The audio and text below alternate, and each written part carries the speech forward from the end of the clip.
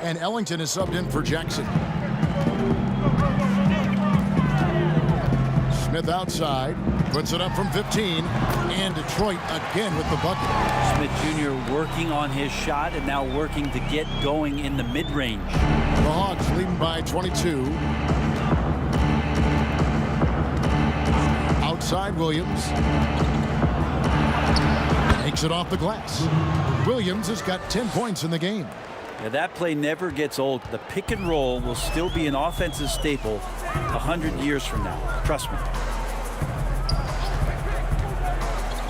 Here's Bay, and he drops it in from the low post. Bay's got 5 points now in the quarter. You can't just stop when there's a pick set up. Gotta fight over it as a defender. That's one that the coaches will watch tomorrow with that player. You hate to see him give up in that situation. Good work there as it goes. 14 points for Jay. And obviously his momentum from the last game has carried over here tonight. And the coach pretty smart for zoning in on him and giving him opportunities to stay with that confident play. Here's Bay. 5 points in the game.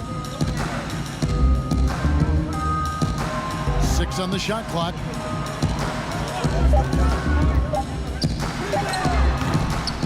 And it's still a rare sight to see rebound numbers like the ones he's had tonight.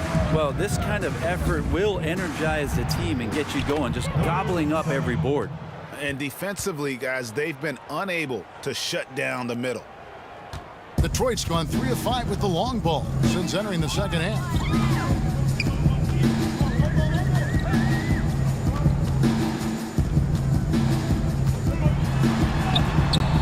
He's off on that one.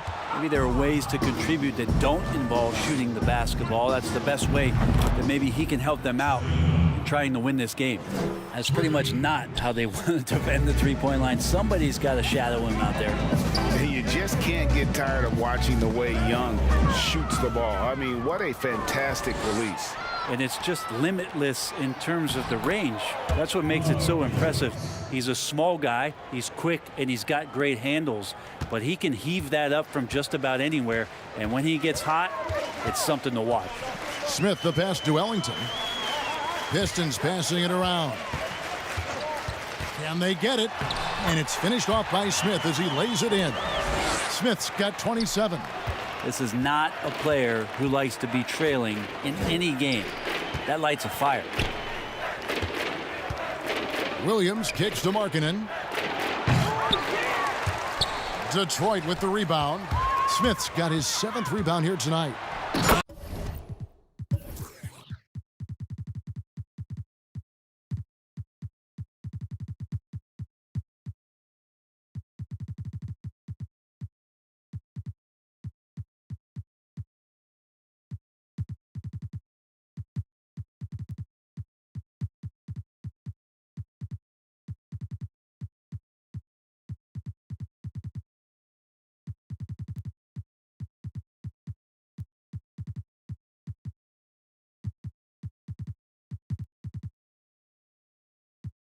And it's Smith finishing it off.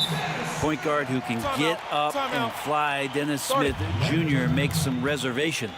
And now the first timeout called here for the Hawks. And coaches looking to seize every advantage, maximize every possession. Got to feel good as a coach if you make all those adjustments. Pull the right strings. That's what they love to do. Corey Joseph's checked in for Smith. Now here's Aminu. He's averaging around 5.5 points a game. Uses the glass to finish the layup. Aminu's got his first bucket of the night. And after really leaning on that three-point shot in the first half, seeming like they're just getting away from it here in the second. More of the shots coming from the interior. Aminu against Joseph. Inside, here's Okafor. Robinson with the block. And he recovers it. Okafor gets the bucket. And not being as aggressive from the three-point line anymore. They had a lot more attempts in that first half. Aminu against Joseph. Here's Robinson, and finished off by Robinson. Well, he's just too big and too athletic to be given that kind of position. Mitchell Robinson, an easy deuce. Detroit's gone 7 of 15 from three-point range tonight. They're not afraid of that shot. Here's Okafor, and foul on the shot. He'll shoot 2 at the free throw line. And now let's bring up the 2K leaderboard to see which teams over the last month have been best at scoring points off turnover. The Hawks #1. Yeah, I mean, their defense has been really good, and it's led to a lot of easy opportunities on offense. Creating points off turnovers has been key. Mason Plumlee's checked in for Detroit. Aminu dishes to Covington. Gallinari. Passes it to Crowder. 5 on the clock. Here's Robinson, and it's sent back by Plumlee.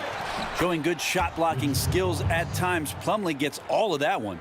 Yeah, and they've shown effort and aggression in the paint, really right from the tip. Their rebounding edge right now, massive. Now here's Okafor. 8 points for him. And 2 free throws coming up, unable to get that one to go with all the contact. It's on Mitchell Robinson. He's gone 2 for 2 at the line so far. And the first one at the line is good. This is as good as it gets from the charity stripe here in the second. Atlanta's gone 2 of 3 when they ventured outside the arc in the third quarter. Crowder kicks to Gallinari. Aminu against Joseph. Aminu, the pass to Robinson. Over Plumlee.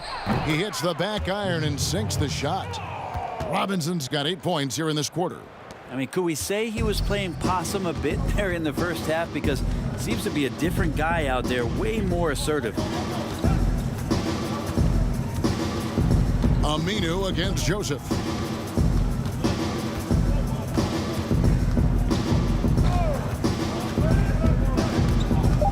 Pass to Bay.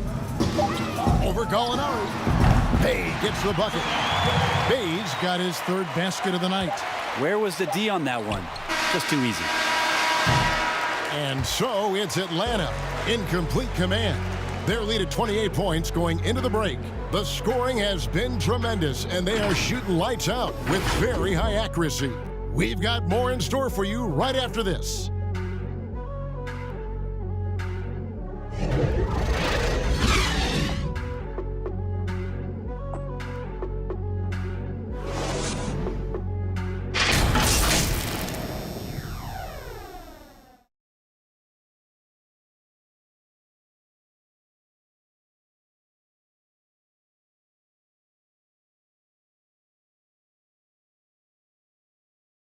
Now let's take a listen on head coach Dwayne Casey.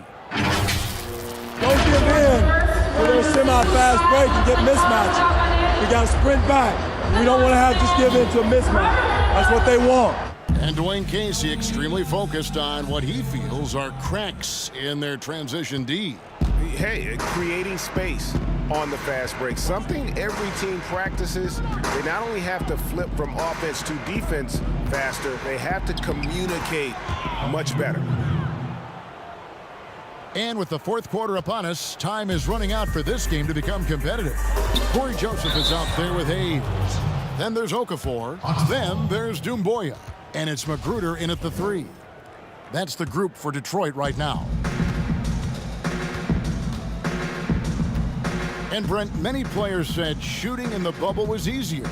What's your take on that? Well, I appreciate you asking me the question, Kevin. I thought about that a lot as I was watching the playoffs last season, and I thought 2 things. One, familiar sight lines. You're going to the same gym to see the same rims over and over and over, and then maybe the extenuating circumstances of no crowd. So feeling like you're in an empty gym, one that you practice in, maybe that leads to more confidence. And we saw the numbers go up for a lot of guys, and we saw the scoring also go up. So maybe those 2 factors contributed to that. And there's the foul on Jay Crowder. That's his first foul. Here's Hayes. And the pass to Okafor. Back to Joseph, to the wing on the left. Here's Magruder, trains the 3-pointer. Magruder's got himself on the board with 3 there. Well, spraying it in from downtown, Magruder's found the range. Now here's Here's Crowder. He's guarded closely. To the paint. The dish to Robinson. And it's good for 2. Those defenders just look a little bit gassed. I mean, they're getting pushed around on that low block. Now here's Hayes. Defended by Crowder. Hayes, bounce pass. Okafor trying to get open. And another 3 for Detroit. Well, Magruder right now feels like he's in the zone when he gets shots like that to go. Here's Aminu, and he drops in the layup off the glass. Aminu's got 6 points in the quarter. And they are attacking the rim and getting great results. Out left to the wing. Joseph against Aminu. And that'll be 2 free throws coming up. Officials on the call with the foul. That's on Al-Farouq Aminu. And last season we saw the NBA All-Star Game introduce a target scorer, Greg, to end the game and instead of running out the clock. Did you like that, and would you widen its use? No question it's being looked at maybe for overtimes or tournament games. You know, Adam not shy about exploring new ideas. And I got to be honest, going into the All-Star game, I wasn't a fan of the proposed changes. Me too. But once you saw it all play out, I have to say I was entertained. And I applaud the commissioner and the players in the league for buying in. And I think the fan experience was made all the more better. Good point. Okafor kicks to Magruder. Shot clock at 6. Robinson pulls it in. Robinson's got 13 rebounds in the game. Class eating. For 3, Covington. That shot missing. And Detroit the other way now. It's 2-on-1. Here's Magruder. Aminu grabs the miss. Hawks have gotten it done so far from the field here in the 4th. Going 6 for 7. There's Gallinari with the 3. Drops in the tray.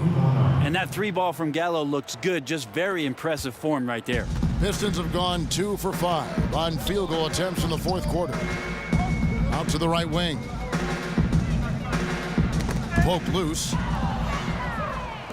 Now the Hawks moving it the other way. Here's Crowder. And he takes it in for the layup off a very nice feed. Aminu has some all-around abilities, and I like to see him get going on offense.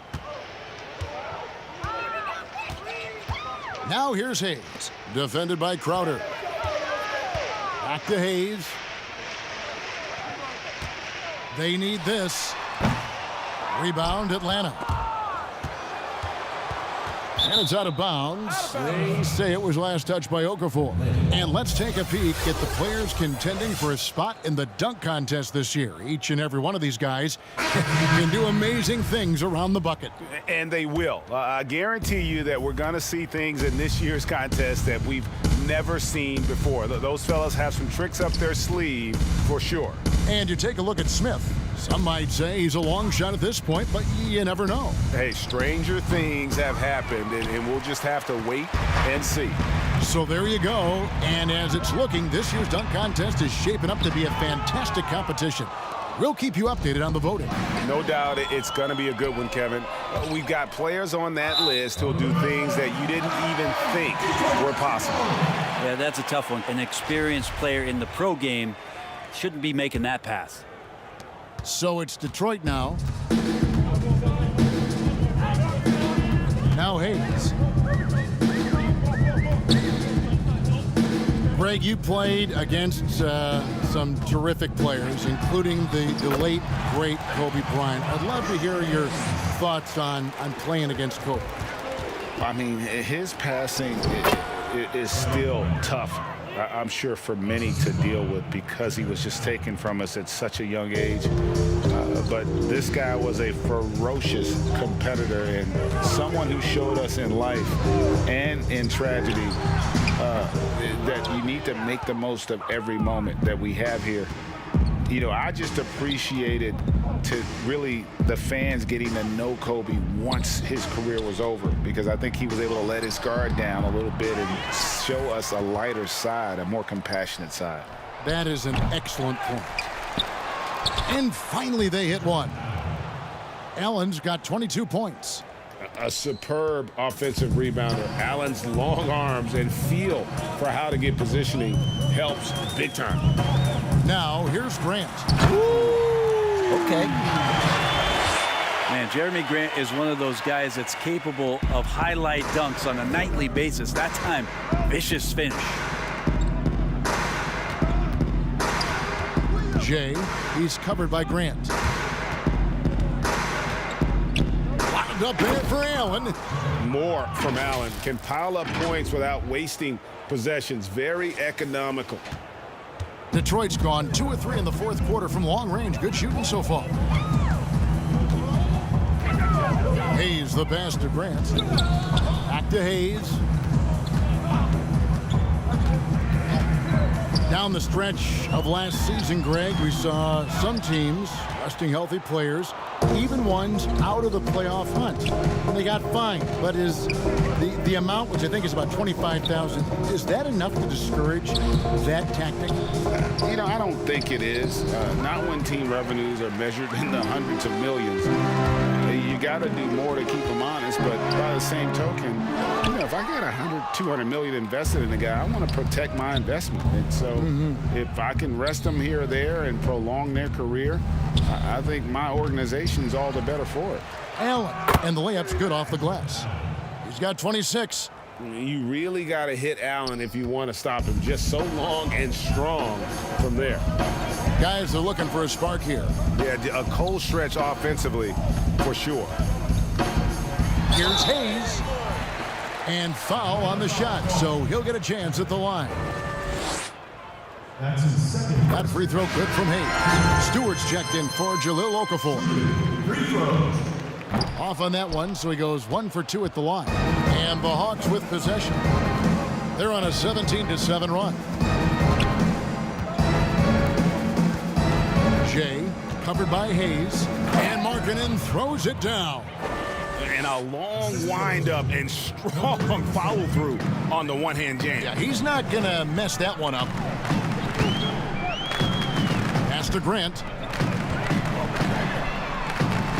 A beautiful reverse layup. Grant's got 4 points this quarter. Grant at 6'9", using that length right there. A nice soft touch in close to the rim. Jay, and he's fouled pretty hard on that shot, but he's got the chance to pick up the points at the line.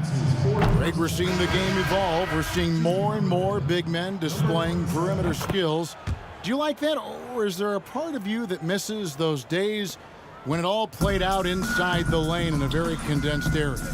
Listen, Kev, I think the game has kind of evolved on from the impact that the bigs had on the interior, but not the impact that they're having on the game. The reality is the game just doesn't stand still. And now as a big, you've got to have far more versatility. You got to be able to play in space. And as a fan, I just find the game to be more appealing to watch with the freedom of movement, the flow, and more of the skill set being put on display. I agree. Down low. Allen, that's good. Allen's got 10 points here in the second half. I mean, the stroke looks good. He's moving well out there. What a sensational start to this game. Perfect from the field. And Joseph kicks to Grant. Here's Doumbouya.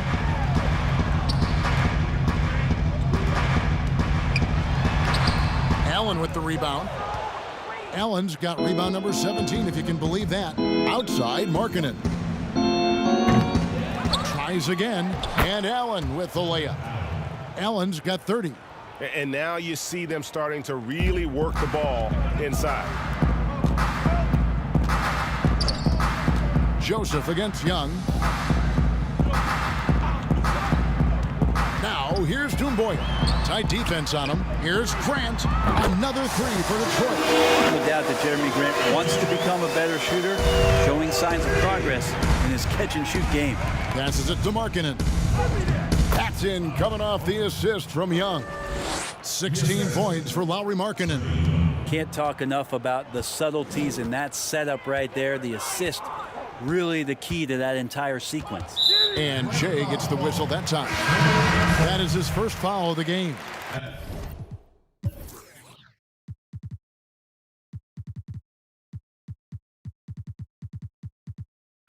And it's been said that history is written by the victor. Certainly holds true in sports, don't you think, Greg? And with that in mind, do you think titles are overvalued when evaluating the great players, individual players in history? You know, Kevin, I think so. Having said that, I think championships do matter, obviously, and in the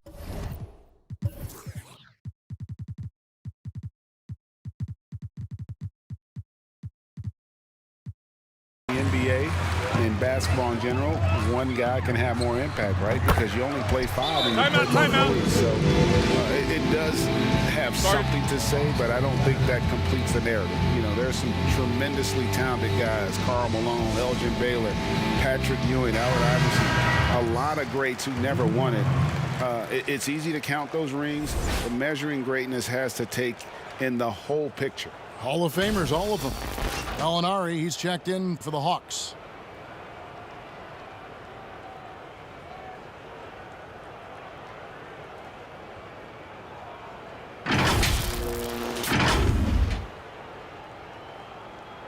And Atlanta has possession. Here's Jay. The kick out to Williams. For 3. Magruder with the rebound. Detroit's gone 4-6 from beyond the arc in the fourth quarter so far. Pass to Doumbouya.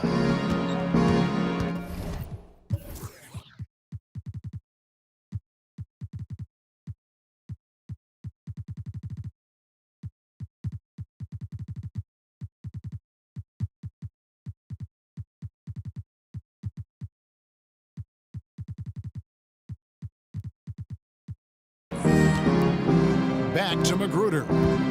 Lets it go from deep. It's not going to go for him. So Atlanta will take it the other way. And so it's going to end up in the record books as a blowout, a dominating performance for the Hawks. And this was one that never really was in doubt, I thought, an all-around dominant performance. And you kind of thought that maybe even going into the game. Yeah, there was a sense of that, and man, they just pretty much blew them right out of the water. A clinic was put on display here today. And this will be a big win for them. Lucky win number 13 now in the bag. And once they polish off this win, they'll be one more victory away from sweeping the season series. And you know, when you look at the huge impact he had, just a monster game for Jared Allen. Just knows how to fill it up, and that's exactly what he did tonight. Nobody that they assigned to him could really get a handle on him. Now, here's Aminu, and that one drops. Finishing strong. This is how you want to close things out. Yeah, definitely putting a stamp on this one. A very, very decisive victory for the club tonight. And it's blocked. Well, a great shot blocker from the combo forward. Aminu's length helping him there. Crowder. And it's off the back rim. No good. 7-second difference. Shot and game clock. He's with it. There's 18 seconds left in the fourth quarter. And he's good on the 3-ball. And perimeter scoring, I have to imagine it was a topic of discussion at halftime. Maybe trying to find a little bit more space and ball movement to get guys open at the three-point line. But the truth is they've had control of this game. Yeah, looks like a veteran team tonight, getting out on the road, playing with assertiveness, confidence, fully in control for this win. And so Atlanta takes this one by a big margin. To come into an opponent's building and dominate the way they did tonight says, I think, Greg, an awful lot about this team. I guess they don't need home cooking to feel at home. I mean, Kevin, just a masterful performance all the way around. And now we'll send it over to David Aldridge, who is standing by courtside. David. Thanks very much. Danilo, transition, big for your team. I assume that was a big focus tonight. Yes, we want to run, and that's what we have to do every time. So that's what we did, and we played a great game. Gallo, thanks very much. Congrats again. Back to you, Kevin. David, thank you as always. And that'll wrap it up, folks. For Greg Anthony, Brett Barry, and David Aldridge, this is Kevin Harlan. Thank you for watching the NBA, presented by 2K Sports. So long.